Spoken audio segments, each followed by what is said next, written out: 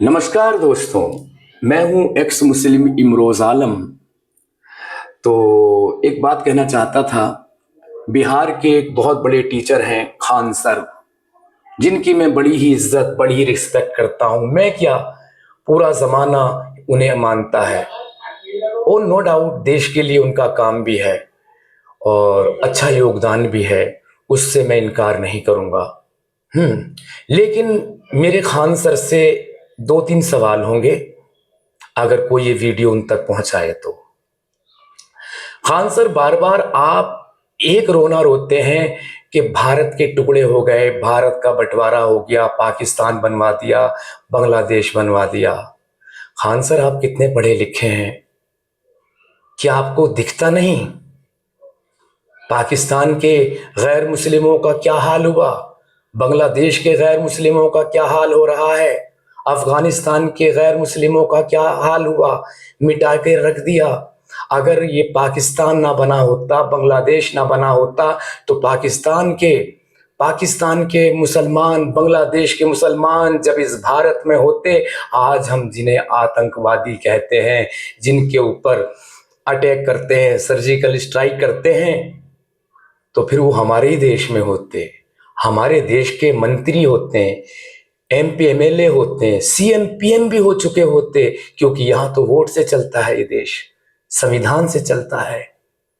तो यहाँ के हिंदुओं का, सिखों का, जैनियों का, बौद्धिस्टों का, पारसियों का और जो नास्तिक है, किसी को नहीं मानते, कट्टर काफिर है, उनका क्या होता और तुम्हारा क्या होता?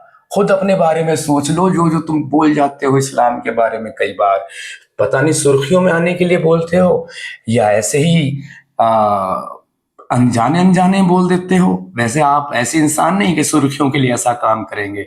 मैं आपकी बहुत इज्जत बहुत कदर करता हूँ।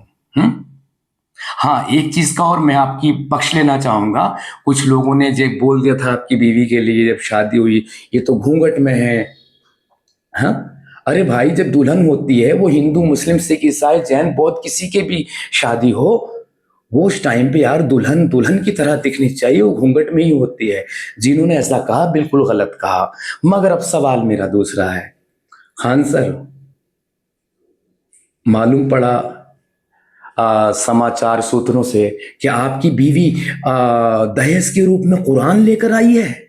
कुरान, चलिए, अगर आप अब कुरान लेकर आ गई है तो इस कुरान को तफसील से पढ़िएगा भी। जहां समझ में नहीं आएगा तफसीर भी देखिएगा, और हम कुछ समझ में ना आए तो फिर हम एक्स मुस्लिमों से मिल लेना। हमारे बहुत सारे चैनल है, वहां पे चले चले जाना, अपने सवाल रख देना।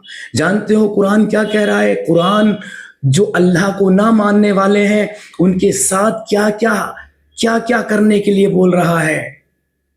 उनके कत्लो किताल की बात कर रहा है, उनकी हत्याओं की बात कर रहा है। एक जगह नहीं, अनगिनत जगह पे बात कर रहा है।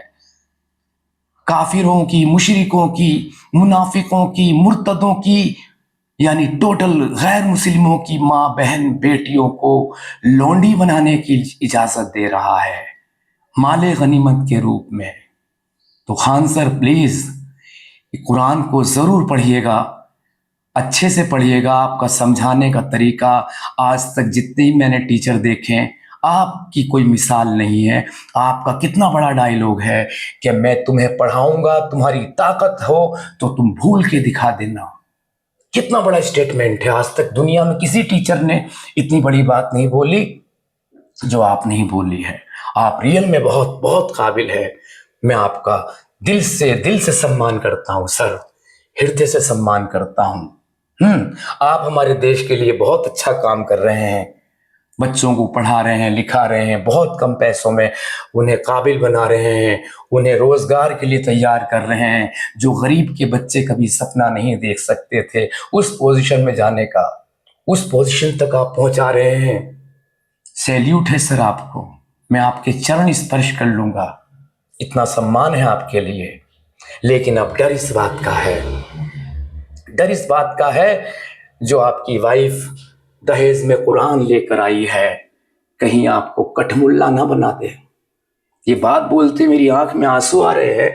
कहीं आपकी बीवी आपको कठमुल्ला ना बना दे, क्योंकि कुरान इसी बात की ट्रेनिंग दे रहा है, इसी बात के लिए कह रहा है। पढ़कर देख लो, कम से कम 250 जगहों पर काफिरों के, मुशरिकों के, मुनाफिकों के, यानी अल्लाह को ना मानने वालों के लिए कत्ल और क़िताल की बात कर रहा है। कोई दरवाजे पे आ गया, अभी चलता हूं दोस्तों, इजाजत।